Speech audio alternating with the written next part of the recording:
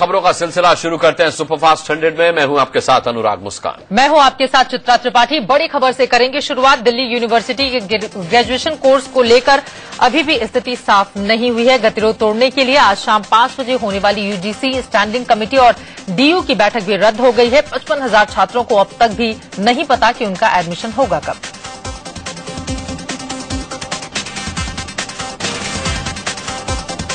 और वहीं दूसरी ओर कोर्स विवाद पर आज पहली बार दिल्ली यूनिवर्सिटी ने अपना पक्ष रखा। डीयू के मीडिया कोऑर्डिनेटर मलय नीरव ने कहा कि यूजीसी की ओर से जो 3 साल के डिग्री कोर्स का प्रस्ताव आया है उस पर विचार जारी है।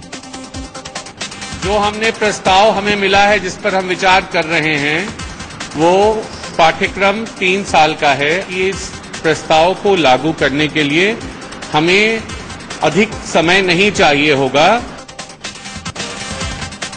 यूजीसी के प्रस्ताव के जवाब में डीयू ने चिट्ठी लिखी और ऑनर्स कोर्स 3 साल का, बीटेक कोर्स 4 साल का करने का प्रस्ताव डीयू में दिया। मलय नीरव ने कहा कि यूजीसी जैसे इस प्रस्ताव पर हां करेगी, एडमिशन शुरू हो जाएगा। इस बार विश्वविद्यालय अनुदान आयोग को हमने ये प्रस्ताव मिलने के बाद ये पत्र लिखा है कि आप अगर इससे सहमत हों तो इस बार विश्वविद्यालय अनुदान आयोग को हमने ये प्रस्ताव मिलने के बाद ये पत्र लिखा है कि आप अगर इससे सहमत हों तो विश्वविद्यालय इस दिशा में जल्द से जल्द काम करके शीघ्रातिशीघ्र नामांकन की प्रक्रिया शुरू कर सकता है। हालांकि दिल्ली यूनिवर्सिटी ने 4 साल के ग्रेजुएशन कोर्स को पूरी तरह से खत्म करने में कई अड़चनें गिनवाई। मलय नीरव ने कहा इसके लिए कई कमेटियों के पास जाना होगा और इसमें वक्त भी लगेगा। हमने अब यूजीसी को कहा है कि उस तरह से प्रक्रिया को लागू करने के लिए हमें समय चाहिए, क्योंकि कोर्सेज कमेटी है, स्टैट्यूटरी बॉडीज हैं, सबकी मीटिंग करनी होगी। प्रेस कॉन्फ्रेंस के बाद दिल्ली यूनिवर्सिटी के media coordinator Malay Nirav media से ही उलझ गए। डीयू में एडमिशन से जुड़े सवाल का गोलमोल जवाब देने पर जब मीडिया ने उन्हें घेरा तो वो बदतमीजी पर उतारू हो गए। मलय नीरव ने पहले तो पत्रकारों को बुलाया, लेकिन जब उनसे सवाल पूछे जाने लगे तो वो भड़क उठे और पत्रकारों से बचते हुए अपने कमरे में घुस गए। अंदर से दरवाजा भी बंद कर दिया। दिल्ली यूनिवर्सिटी में 4 साल के ग्रेजुएशन कोर्स के खिलाफ छात्र संगठन आइसा के सदस्यों ने पार्लियामेंट स्ट्रीट थाने में जमकर हंगामा किया। अपने सदस्यों को हिरासत में लेने से ये लोग खफा। पार्लियामेंट स्ट्रीट थाने के बाहर हंगामी प्रदर्शन के दौरान आइसा के सदस्यों और पुलिस के बीच भिड़ंत हो गई। एक और प्रदर्शनकारी पुलिस के खिलाफ नारेबाजी कर रहे थे तो दूसरी ओर पुलिस इन्हें यहां से हटाने में लगी हुई थी।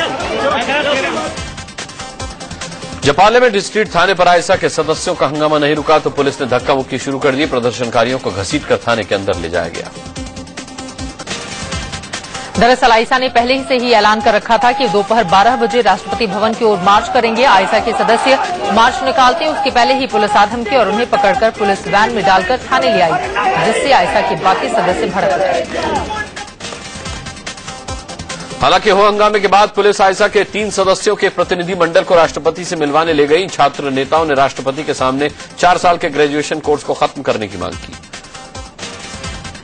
जब हिरासत में लिए गए आइसा सदस्यों को पार्लियामेंट स्ट्रीट थाने में छोड़ा गया तो भी इन लोगों ने हंगामा किया। थाने से बाहर आते ही आइसा ने दिल्ली पुलिस के खिलाफ जमकर नारेबाजी की। उधर दिल्ली यूनिवर्सिटी के कुलपति दिनेश सिंह के घर के बाहर भी जोरदार प्रदर्शन हुआ। क्रांतिकारी युवा संगठन के बैनर तले युवकों ने वीसी के घर तक मार्च किया और उन्हें हटाने की मांग की। डीयू के वीसी दिनेश सिंह के घर के बाहर छात्रों और अभिभावकों का जत्था भी पहुंचा। ये लोग जानना चाह रहे थे कि आखिर दिल्ली यूनिवर्सिटी में दाखिला शुरू कब होगा। दूर दूर से आए अभिभावक और छात्र बेहद मायूस भी दिखे। उधर डीयू के कुलपति दिनेश सिंह के खिलाफ जारी विरोध प्रदर्शन को देखते हुए उनके घर की सुरक्षा बढ़ा दी गई है। वीसी के आवास के बाहर बैरिकेडिंग लगा दी गई है और कई जवानों को सुरक्षा में तैनात कर दिया गया है।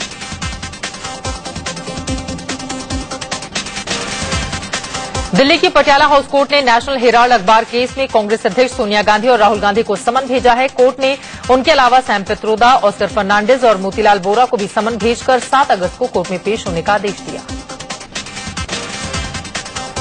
कोर्ट ने नेशनल हेराल्ड अखबार केस में बीजेपी नेता सुब्रमण्यम स्वामी की याचिका पर यह समन भेजा है। सुब्रमण्यम स्वामी ने नेशनल हेराल्ड अखबार की प्रकाशक कंपनी के अधिग्रहण पर भी सवाल उठाए। कांग्रेस पर आरोप लगाते हुए उन्होंने एसोसिएटेड जर्नल्स को 90 करोड़ का कर्ज दिया। सोनिया और राहुल ने यंग इंडिया नाम से कंपनी बनाई, जिसमें दोनों के 38% शेयर हैं, ये आरोप लगाए। सुब्रमण्यम स्वामी का आरोप है कि सोनिया और राहुल की बनाई यंग इंडियन कंपनी के एसोसिएट जर्नल्स का अधिग्रहण किया। स्वामी का आरोप है कि डील के बाद दिल्ली के हेराल्ड हाउस से किराए के जरिए सोनिया और राहुल ने कमाई की। हेराल्ड मामले में अर्जी लगाने वाले सुब्रमण्यम स्वामी ने कहा कि सोनिया राहुल ने धोखाधड़ी की और दोष साबित होने पर दोनों को आजीवन कारावास तक की सजा हो सकती है। उन्होंने नेशनल हेराल्ड की 2000 करोड़ की संपत्ति को हड़प किया है, फ्रॉड से किया है, चीटिंग से किया है, इसीलिए ये आरोपी बनते हैं और ब्रीच ऑफ ट्रस्ट के अनुसार इनको आजीवन कारावास भी मिल सकती है। कांग्रेस प्रवक्ता अभिषेक मनु सिंघवी ने स्वामी के आरोपों को बेबुनियाद बताया। उन्होंने कहा कि जब समन मिलेगा तो कानूनी विचार करके इसका जवाब दिया जाएगा। अभी तक कोई कागज हमें मिले नहीं है, पूरी कानूनी सलाह कर लेंगे, उसके बाद एक पुरजोर व्यापक जवाब दिया जाएगा कानूनी ढंग से। प्रधानमंत्री नरेंद्र मोदी ने अपने आवास पर कई केंद्रीय मंत्रियों के साथ महंगाई पर काबू पाने, जमाखोरी और कालाबाजारी रोकने, खाद्य पदार्थों की कीमत और कमजोर मानसून और सूखे के प्रभाव को लेकर चर्चा की है। बैठक में राजनाथ सिंह, अरुण जेटली, राधा मोहन सिंह और रामविलास पासवान मौजूद रहे। प्रधानमंत्री ने बैठक में उपभोक्ता मामलों के मंत्री रामविलास पासवान के साथ खाद्य सुरक्षा बिल पर चर्चा की। इस बिल को लागू करने की समय सीमा 3 महीने के लिए बढ़ा दी गई है। पहले यह बिल सभी राज्यों में 5 जुलाई तक लागू होना था। बैठक में आलू की बढ़ती कीमतों को लेकर चिंता जाहिर की गई। कीमतों पर लगाम लगाने के लिए सरकार ने आलू के निर्यात पर शिकंजा कसा है। सरकार ने आलू निर्यात की कीमत बढ़ाकर $450 प्रति मीट्रिक टन कर दिया है। माना जा रहा है कि इससे आलू की कीमतें थामने में मदद होगी। वित्त मंत्री अरुण जेटली ने 4 जुलाई को राज्यों के वित्त मंत्रियों से मुलाकात वो करेंगे। इस दौरान महंगाई रोकने के उपायों के साथ साथ जमाखोरों पर लगाम लगाने को लेकर चर्चा की जाएगी। साथ ही अगर सूखे के हालात बनते हैं तो उससे निपटने की रणनीति पर भी बात होगी। महंगाई के मोर्चे पर मोदी सरकार की मुसीबत बढ़ती दिख रही है। मोदी और बीजेपी ने अच्छे दिन आने वाले हैं का कैंपेन चलाकर चुनाव जीता है। ये वादा तोड़ने के आरोप में all India anti corruption and citizens welfare core committee ने बॉम्बे हाईकोर्ट में एक जनहित याचिका दायर की है। All India anti corruption and citizens welfare core committee के फाउंडर मेंबर और एडवोकेट एमबी होलमगी के मुताबिक नई सरकार ने रेलवे किराए में बढ़ोतरी और दूसरी चीजों के दाम बढ़ाकर अमानत में खयानत की है। आज मोदी सरकार को पूरे 1 महीने हो गए हैं। पिछले महीने की 26 तारीख को नरेंद्र मोदी ने बीजेपी की पहली बहुमत वाली सरकार के प्रधानमंत्री के तौर पर शपथ ली थी। इस 1 महीने में मोदी के कई कामों की तारीफ हुई तो कई सवालों के घेरे में भी हैं। महंगाई कम नहीं होने और रेल किराए में बढ़ोतरी पर मोदी सरकार गिर गई है। हालांकि मुंबई लोकल का किराया कम हुआ, लेकिन राजधानी ट्रेन हादसे ने सरकार को कटघरे में ला खड़ा किया है। प्रधानमंत्री नरेंद्र मोदी के खासमखास अमित शाह का बीजेपी का राष्ट्रीय अध्यक्ष बनना तय है। बीजेपी महासचिव अमित शाह को पार्टी की कमान सौंपने का औपचारिक ऐलान 28 जून को हो सकता है। कल कैबिनेट बैठक के बाद अध्यक्ष के नाम को लेकर पीएम नरेंद्र मोदी और वरिष्ठ मंत्रियों राजनाथ सिंह, अरुण जेटली और नितिन गडकरी के बीच मंथन हुआ और आखिरकार अमित शाह का नाम फाइनल कर दिया गया। सूत्रों से खबर है कि आरएसएस ने भी अमित शाह के नाम पर मंजूरी दे दी है। पहले आरएसएस को इस बात से आपत्ति थी कि पीएम और बीजेपी अध्यक्ष एक ही राज्य से नहीं होने चाहिए, लेकिन खबर है कि संघ को मना लिया गया है। राजस्थान के श्रीगंगानगर में मुख्यमंत्री वसुंधरा राजे के काफिले की एक कार ने 3 मोटरसाइकिल सवारों को टक्कर मार दी। इनमें से 2 की मौत हो गई। मुख्यमंत्री वसुंधरा राजे ने ट्वीट कर कहा कि हादसा उनके काफिले की गाड़ी से नहीं हुआ है। उनके मुताबिक स्थानीय लोगों ने बताया कि उनका काफिला निकलने से आधे घंटे पहले किसी दूसरी गाड़ी ने मोटरसाइकिल सवारों को टक्कर मारी थी। एचआरडी मंत्री स्मृति ईरानी ये भूल गई हैं कि वो सांसद नहीं है। रेल मंत्री सदानंद गौड़ा से मिलकर जब वो बाहर निकली तो उन्होंने ठसक के साथ कहा कि वो अमेठी की सांसद के नाते यहां आई थी, जबकि वो राहुल गांधी के हाथों हार चुकी हैं। अमेठी की पूरी भाजपा की टीम के साथ यहां पर आदरणीय रेल मंत्री से भेंट करने आई थी, एक सांसद के रूप में। स्मृति ईरानी ने अमेठी से आए बीजेपी नेताओं के एक प्रतिनिधिमंडल के साथ रेल मंत्री सदानंद गौड़ा से मुलाकात की। स्मृति ने अमेठी में नए रेलवे प्रोजेक्ट और कुछ ट्रेनों के ठहराव को लेकर बात की। पीएमओ के राज्य मंत्री डॉक्टर जितेंद्र सिंह ने एचआरडी मंत्री स्मृति ईरानी से मिलकर जम्मू कश्मीर में आईआईटी समेत दूसरे संस्थान खोलने की मांग की। आंध्र प्रदेश के मुख्यमंत्री एन चंद्रबाबू नायडू ने आज दिल्ली में केंद्रीय ऊर्जा मंत्री पीयूष गोयल से मुलाकात की। इस दौरान आंध्र को मॉडल स्टेट बनाने के साथ 24 घंटे बिजली आपूर्ति को लेकर दोनों नेताओं के बीच बातचीत हुई। इस मुलाकात के दौरान नागरिक उड्डयन मंत्री अशोक गजपति राजू भी मौजूद थे। आज उनका जन्मदिन भी है। उन्होंने ऊर्जा मंत्री पीयूष गोयल और चंद्रबाबू नायडू के साथ बैठक से पहले केक काटकर जन्मदिन मनाया। बांग्लादेश दौरे पर गई विदेश मंत्री सुषमा स्वराज ने पहले दिन बांग्लादेश के विदेश मंत्री अबुल हसन महमूद अली से मुलाकात की। इस दौरान थल सीमा समझौते और प्रस्तावित तीस्ता नदी जल बंटवारा संधि समेत कई महत्वपूर्ण द्विपक्षीय मुद्दों पर बातचीत हुई।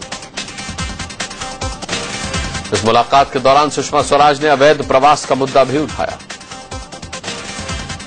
इस यात्रा को एक सद्भावना यात्रा माना जा रहा है और इसका लक्ष्य पिछले कुछ सालों से सकारात्मक दिशा में जा रहे द्विपक्षीय संबंधों को आगे ले जाना है। भोपाल में फिल्म अभिनेत्री माधुरी दीक्षित ने एमपी के मुख्यमंत्री शिवराज सिंह चौहान के साथ ममता अभियान का शुभारंभ किया। इस मौके पर माधुरी ने कहा कि महिलाओं के सम्मान, सुरक्षा और स्वास्थ्य के लिए काम करके उन्हें अच्छा महसूस हो रहा है। अपनी अपकमिंग फिल्म विलन के प्रमोशन में नागपुर पहुंचे अभिनेता रितेश देशमुख ने मोदी सरकार के 1 महीना पूरे होने पर भी बात की। प्रीति जिंटा नसवाडिया विवाद में जय कन्नौजिया नाम के गवाह के बयान ने नेस की मुश्किलें बढ़ा दी हैं। कन्नौजिया ने पुलिस को बताया कि उन्होंने नेस को प्रीति जिंटा के साथ बदसलूकी करते देखा था। 30 मई को मुंबई के वानखेड़े स्टेडियम में जय कन्नौजिया भी मौजूद थे। उन्होंने बयान में बताया कि स्टेडियम में शोर के चलते वो ये नहीं सुन पाए कि नेस ने प्रीति को क्या कहा, लेकिन नेस प्रीति का हाथ जरूर खींच रहे थे। प्रीति मंगलवार को बयान दर्ज करा चुकी हैं। पुलिस अब कल 2 और गवाह पारुल खन्ना और शैलेश गुप्ता का बयान लेगी।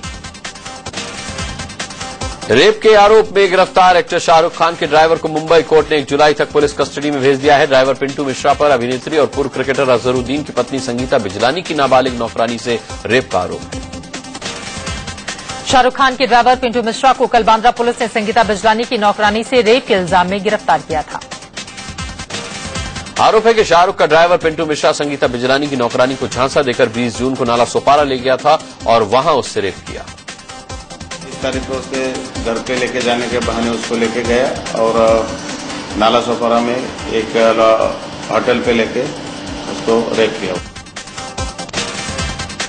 एन श्रीनिवासन आईसीसी के नए चेयरमैन होंगे। इसकी पुष्टि मेलबर्न में आईसीसी के वार्षिक सम्मेलन में की गई। श्रीनिवासन को आईसीसी के 51 सदस्यों का समर्थन हासिल हुआ है।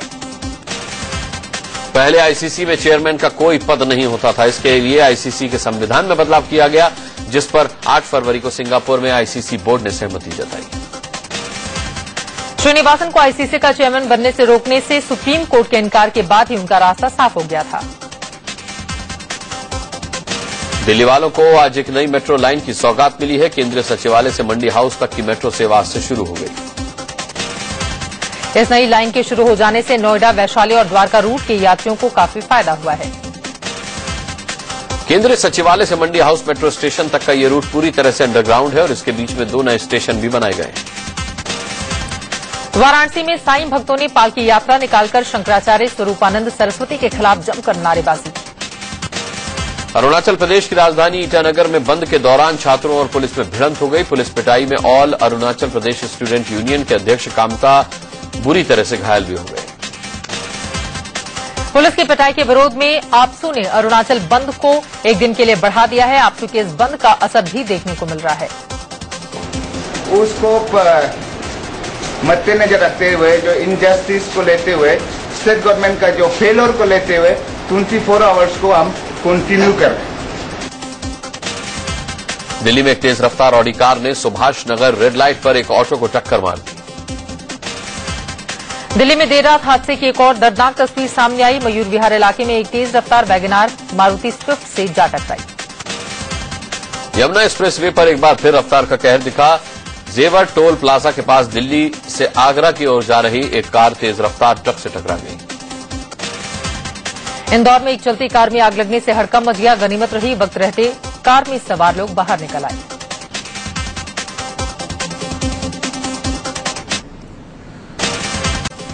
यूपी के संभल में अखिलेश सरकार में कैबिनेट मंत्री इकबाल महमूद समेत 15 लोगों के खिलाफ मामला दर्ज हुआ है। दिल्ली के न्यू राजेंद्र नगर में एक कारोबारी की चाकुओं से गोदकर हत्या कर दी गई।